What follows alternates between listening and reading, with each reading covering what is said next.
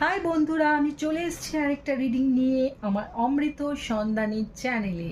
তো আজকে যাদের রিডিং করব তারা হলো Sagittarius, sun, moon, rising and Venus.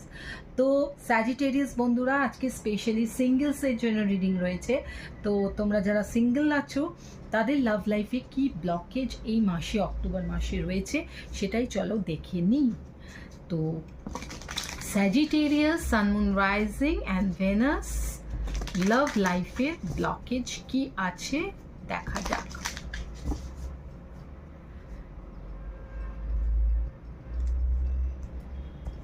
তো প্রথম কার্ডটা হলো গেটিং হার্ট, নেক্সট কার্ডটা হলো টু মাচ, থার্ড কার্ডটা হলো সোলমেট অনলি।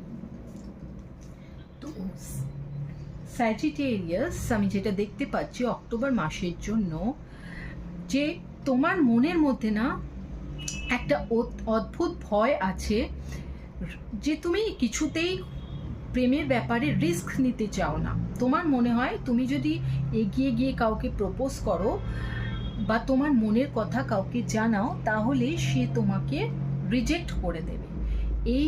এবং তখন তোমার মনে প্রচুর কষ্ট হবে, দুঃখ পাবে, তুমি ভেঙে পড়বে, তোমার সব কিছু, জীবনে সব কিছু ভেঙে পড়বে, এরকম একটা ধারণা তোমার মনের মধ্যে রয়েছে।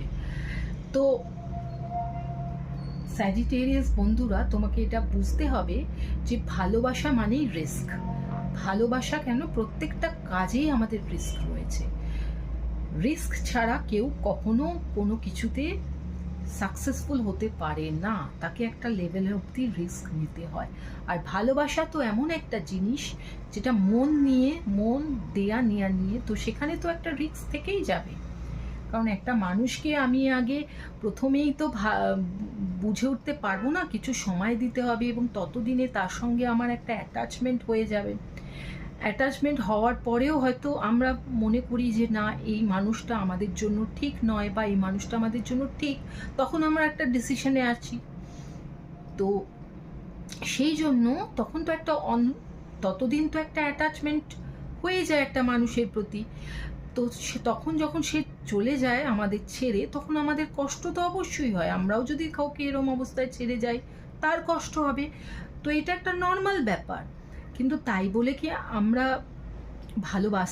ভালোবাসতে ভুলে যাব বা কাউকে ভালোবাসা দেব না, তা তো নয়।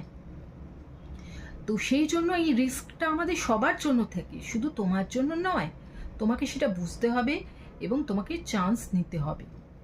নেক্সট আমি দেখতে পাচ্ছি যে তুমি তোমার সম্বন্ধে অন্য